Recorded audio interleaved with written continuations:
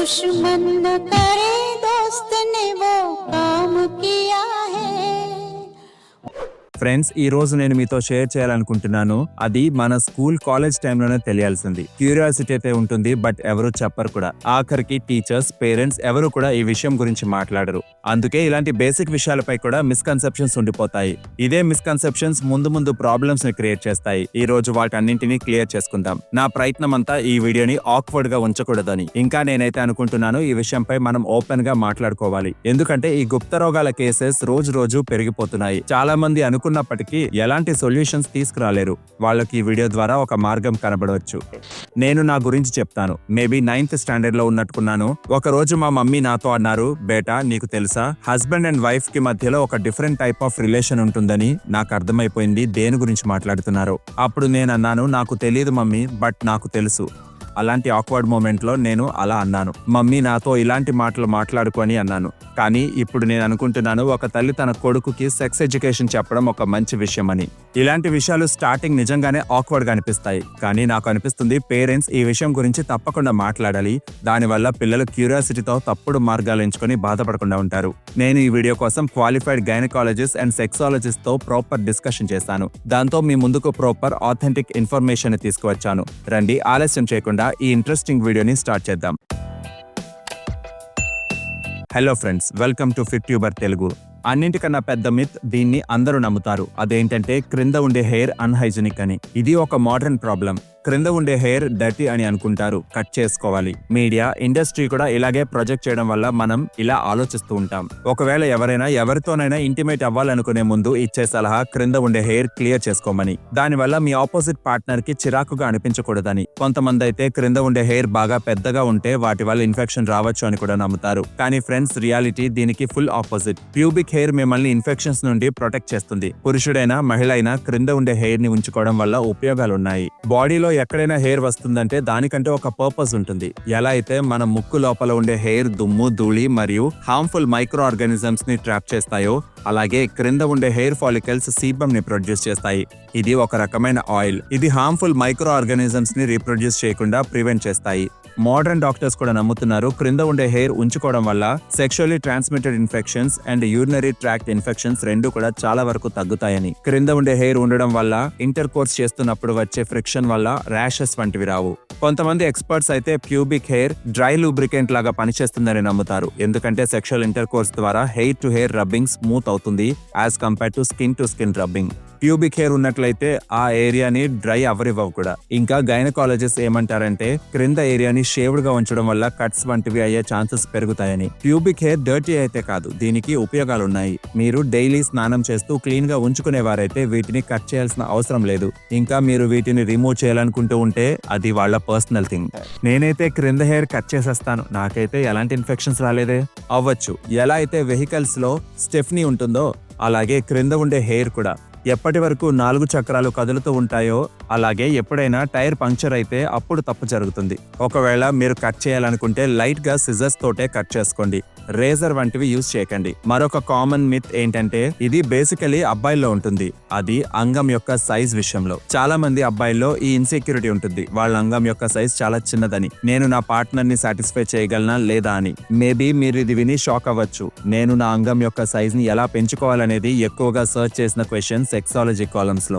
Doctor తో మాట్లాడగా తెలిసింది అబ్బాయిలే దీని గురించి ఎక్కువగా ఆలోచిస్తూ ఉంటారని. అమ్మాయిలకు ఇదేం అంత ఇంపార్టెంట్ మ్యాటరే కాదంట. బయాలజికల్లీ మనం మాట్లాడుకున్న ఫీమేల్ యొక్క జెనైటల్ ఆర్గాన్ కి ముందు కేవలం 2 ఇంచెస్ కే సెక్షువల్ స్టిమ్యులేషన్స్ ఫీల్ అవుతాయి.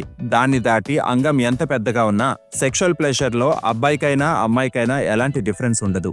అందుకే ఇరెక్షన్ అయ్యాక 2 ఇంచెస్ అంగమైనా యాక్చువల్లీ అందరికీ ఇలాగే ఉంటుంది. అదే ఇనఫ్ ఫీమేల్ సాటిస్ఫాక్షన్ కి. 18-20 సంవత్సరాల పిల్లలు తమ అంగం సైజ్ ని చాలా సీరియస్ గా తీసుకుంటారు. ఇక దాని సైజ్ పెంచుకోవడానికి ఏవేవో ట్రై చేస్తారు. మార్కెట్ లో దీనికోసం క్రీమ్స్, జెల్స్, టాబ్లెట్స్, టెక్నిక్స్ ఏవైనా వాటిపై మీరు మీ టైం అండ్ డబ్బును వేస్ట్ చేసుకోకండి. దానివల్ల సైజ్ పెరగదు అండ్ సైజ్ పెంచాల్సిన అవసరం కూడా లేదు. ఇద్దరి మధ్య ఉండే emotional bonding sexual inter course లో ప్లెజరబుల్ గా ఉంటుంది, సైజ్ తో కాదు. సో ఫ్రెండ్స్, సైజ్ ని విడిచిపెట్టి ఒక లవింగ్ రిలేషన్షిప్ ని తయారు చేయడంపై ఫోకస్ పెట్టండి. నెక్స్ట్ మిస్కన్సెప్షన్ ఏంటంటే కాండం లేకుండా చేద్దాం, ఏదైనా తేడా అయితే ఐపిల్ తీసుకుందామని. ఫ్రెండ్స్, ఇది మంచి ఆలోచన కాదు. ఈ విషయంలో డౌట్ లేదు. సెక్షువల్ ఇంటర్ కోర్స్ తర్వాత 72 గంటల్లో ఐపిల్ అన్వాంటెడ్ 72 లేదా ఇలాంటి ఎమర్జెన్సీ కాంట్రసెప్షన్ పిల్ తీసుకుంటే ప్రెగ్నెన్సీ ఛాన్సెస్ తగ్గిపోతాయని. కానీ ఇదేమీ ఫుల్ ప్రూఫ్ సొల్యూషన్ కాదు.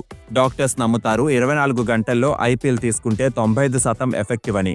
ఒక రోజు తర్వాత అయితే 85%, ఇక 2 రోజుల తర్వాత అయితే 58% ఎఫెక్టివ్ అని. అందుకే అంటారు సెక్షువల్ ఇంటర్ కోర్స్ తర్వాత ఎంత త్వరగా ఐపిల్ తీసుకుంటే అంతే ఎఫెక్టివ్ గా ప్రెగ్నెన్సీని ప్రివెంట్ చేయొచ్చు అని. కానీ ఫ్రెండ్స్, ఈ టాబ్లెట్ కి అలవాటు పడకూడదు. అందుకే ఇది ఒక ఎమర్జెన్సీ పిల్. ఇది చాలా స్ట్రాంగ్ కూడా. దీన్ని మీరు రెగ్యులర్ గా తీసుకుంటున్నట్లయితే దీనివల్ల సైడ్ ఎఫెక్ట్స్ కూడా రావచ్చు. లైక్ డైజెస్టివ్ ప్రాబ్లం, స్కిన్ పై అలర్జీ, హార్మోనల్ ఇంబ్యాలెన్స్, ఏదో ఒక ప్రాబ్లం రావచ్చు. గుర్తుపెట్టుకోండి, ఐపిల్ మిమ్మల్ని అన్వాంటెడ్ ప్రెగ్నెన్సీ నుండి రక్షిస్తుంది, బట్ సెక్షువల్లీ ట్రాన్స్మిటెడ్ ఇన్ఫెక్షన్స్ నుండి కాండోమ్ మాత్రమే రక్షిస్తుంది. బ్రో, ఈ సెక్షువల్లీ ట్రాన్స్మిటెడ్ ఇన్ఫెక్షన్స్ ఎవరికైనా వచ్చాయా లేదా భయపెట్టడానికైనా? బ్రో, ఎవరైనా స్పెషలైజ్డ్ డాక్టర్ తో మాట్లాడి చూడు, నీకే తెలుస్తుంది ఇది మనకు తెలిసిన దానికంటే ఎంత కామనో. స్టార్టింగ్ లో వీటి సింప్టమ్స్ కూడా కనిపించవు. డాక్టర్స్ నమ్ముతారు ఎవరైతే ఒకరి తర్వాత ఒకరు అంటూ సెక్షువల్ పార్ట్నర్స్ ని మారుస్తారో లేదా మల్టిపుల్ సెక్షువల్ పార్ట్నర్స్ ని ఉంచుకుంటారో వాళ్లకు ఎస్టిడీస్ వచ్చే ఛాన్సెస్ చాలా ఎక్కువట. నేను విన్నాను పబ్లిక్ టాయిలెట్ సీట్ పై కూర్చోవడం వల్ల కూడా సెక్షువల్లీ ట్రాన్స్మిటెడ్ ఇన్ఫెక్షన్స్ వస్తాయని. ఇది నిజమేనా? థియరిటికల్లీ ఇది నిజం, బట్ ప్రాక్టికల్లీ ఇది ఆల్మోస్ట్ ఇంపాసిబుల్. టాయిలెట్ సీట్ వల్ల ఎస్టిఐస్ స్ప్రెడ్డింగ్ అనేది. పారాసైట్స్ ఫ్రెష్ సీట్ పై ఉండాలి, అప్పుడు అవి మీ క్రింద ఉండే అంగాలకు కాంటాక్ట్ లో రావాలి. అది చాలా rare possibility. Bacteria, virus, parasites toilet seat వంటి హార్డ్ సర్ఫేసెస్ పై ఎక్కువ సమయం పాటు సర్వైవ్ అవ్వలేవు. అయినా సేఫ్ సైడ్ కోసం పబ్లిక్ టాయిలెట్ సీట్ పై కూర్చొనే ముందుగా ఒకసారి టాయిలెట్ పేపర్ వంటి వాటితో తుడుచుకోవాలి.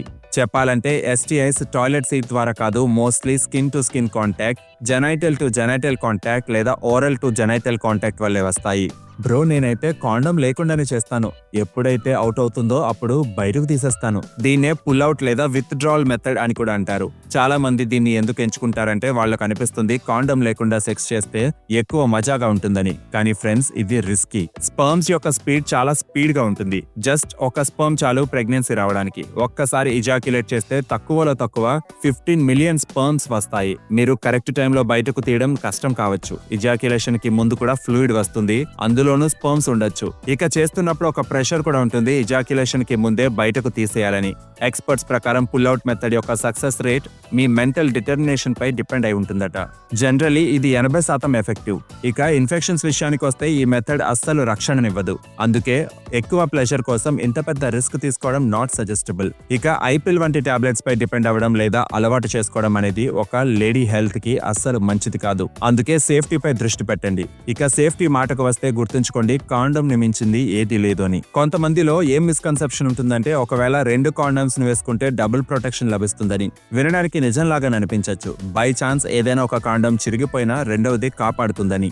కానీ ఫ్రెండ్స్, యాక్చువల్ గా 2 కాండమ్స్ వేసుకోవడం వల్ల కాండం చిరిగిపోయే రిస్క్ మరింతగా పెరిగిపోతుంది. ఎందుకంటే 2 కాండమ్స్ ఒకదానిపై ఒకటి ఉన్నప్పుడు ఫ్రిక్షన్ వల్ల ఏదో ఒకటి లేదా 2 కాండమ్స్ కూడా చిరిగిపోవచ్చు. కొంతమంది కాండమ్స్ ని వ్యాలెట్ లో ఉంచుకుంటారు. నేషనల్ ఇన్స్టిట్యూట్స్ ఆఫ్ హెల్త్ ప్రకారం కాండమ్ ని వ్యాలెట్ లో ఉంచుకోకూడదట. మనం వ్యాలెట్ ని జనరల్లీ బ్యాక్ పాకెట్ లో పెడతాం అండ్ రోజంతా కూర్చొని ఉంటాం. హీట్ వల్ల గానీ లేదా బాగా ప్రెషర్ అయిపోవడం వల్ల గానీ పైన ఉండే ర్యాపర్ చూడటానికి బాగానే ఉన్నా చాలా సార్లు కాండమ్ లోపల నుండి డ్యామేజ్ అవ్వచ్చు. అందుకే ఎక్స్పర్ట్స్ అంటారు కాండమ్ ని వ్యాలెట్ లో పెట్టుకోకూడదని. ఏదైనా డ్రాయర్ లో గానీ బెడ్ సైడ్ టేబుల్ లో గానీ పెట్టుకోవడం మంచిది. బ్రో, పీరియడ్స్ లో సెక్స్ చేస్తున్నప్పుడు కాండమ్ లేకపోయినా ఓకే కదా? నో, తప్పకుండా వేసుకోవాలి.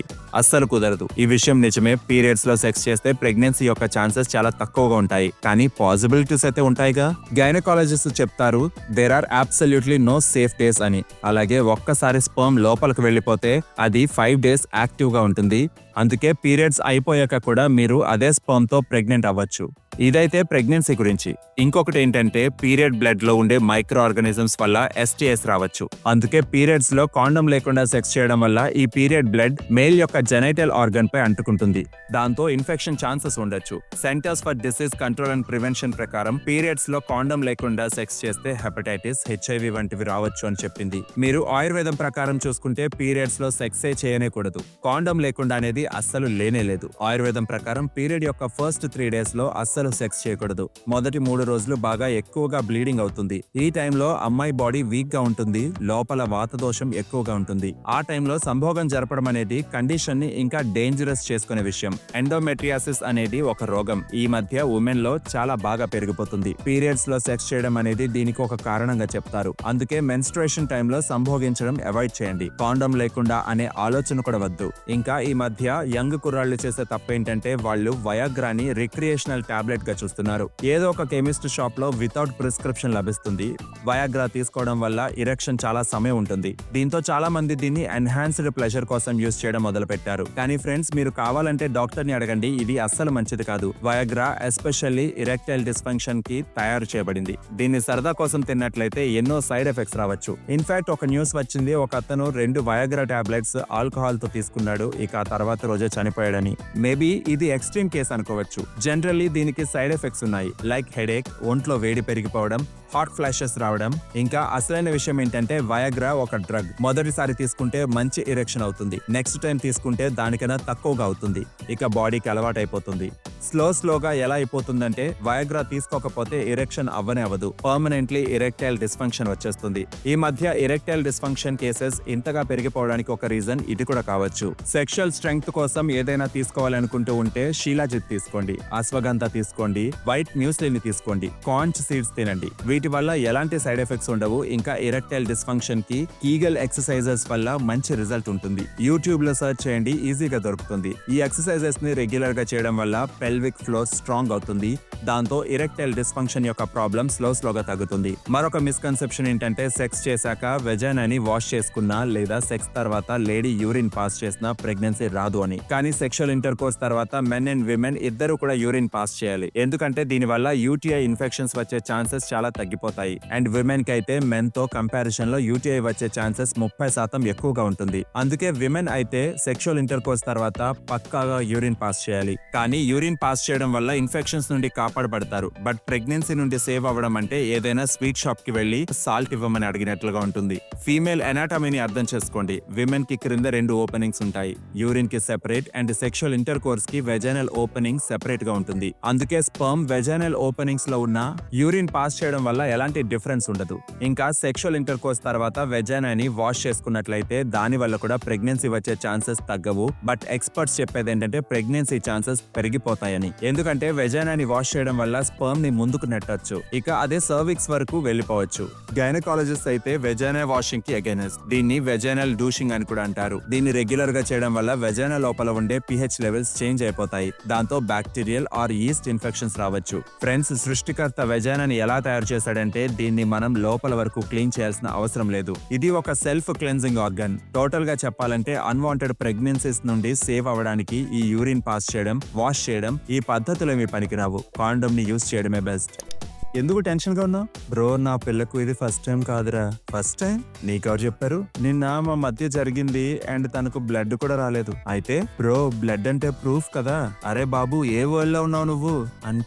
అంటే ఏంటంటే ఎప్పుడైనా సెక్షువల్ ఇంటర్ కోర్స్ అవ్వకపోయినా కూడా ఫస్ట్ టైం లో బ్లడ్ రావాలి అనేది రూల్ కాదు. వెజైనా పైన ఒక పలుచటి లేయర్ ఉంటుంది, దాన్ని హైమెన్ అంటారు. ఇది ఫ్లెక్సిబుల్ గా ఉంటుంది అండ్ ఎన్నో విషయాలు కూడా ఉన్నాయి. వాటి వల్ల హైమెన్ సెక్షువల్ ఇంటర్ కోర్స్ లేకపోయినా బ్రేక్ అవ్వచ్చు. రిగరస్ వర్కౌట్స్ చేయడం వల్ల, బాగా స్ట్రెచింగ్ చేయడం వల్ల, పీరియడ్స్ లో టాంపాన్స్ లేదా మెన్స్ట్రువల్ కప్స్ ని యూజ్ చేయడం వల్ల, మాస్టర్బేషన్ చేసుకోవడం వల్ల ఈ లేయర్ చిరిగిపోవచ్చు. మోస్ట్ ఆఫ్ ద కేసెస్ లో లేడీస్ కి కూడా తెలీదు వాళ్ళ హైమెన్ ఎప్పుడు బ్రేక్ అయిందో. అందుకే మీరు ఒక విమెన్ అయి ఉండి మీ ఫస్ట్ ఇంటర్ కోర్స్ తర్వాత బ్లీడింగ్ అవ్వకపోయినట్లయితే అస్సలు భయపడక్కర్లేదు. ఇది చాలా నార్మల్. అబ్బాయిల్లో కావాల్సింది కూడా తమ పార్ట్నర్ ని ఈ బేసిస్ పై అస్సలు జడ్జ్ చేయకూడదు. ఇంకొక మిస్కన్సెప్షన్ ఏంటంటే మాస్టర్బేషన్ చేసుకోవడం వల్ల ఎలాంటి సైడ్ ఎఫెక్ట్స్ ఉండవు. ఇది సేఫ్, మైండ్ రిలాక్స్ చేస్తుంది. ప్రతి వారం చేసుకోవాలని ఈ మధ్య మాస్టర్బేషన్ చాలా కామన్ అండ్ నార్మల్ అయిపోయింది. బట్ ఏదైతే కామనో అది నిజం అవ్వాలని కూడా లేదుగా. మోడర్న్ సైన్స్ మాస్టర్బేషన్ ని హెల్దీ అని అంటుంది. బట్ ఆయుర్వేదం అయితే చాలా స్ట్రిక్ట్ గా చెప్తుంది మాస్టర్బేట్ చేయడం వల్ల శరీరంలోని జీవశక్తి బయటకు పోతుందని. దాంతో స్లోగా శరీరం లోపల నుండి వీక్ అయిపోతుందని. ఎక్కువగా మాస్టర్బేషన్ చేసుకోవడం వల్ల ఫేస్ లోని గ్లో పోతుంది అండ్ మైండ్ లో నెగటివ్ థాట్స్ రావడం మొదలవుతుంది. My name is Vivek. I thank you so much for watching.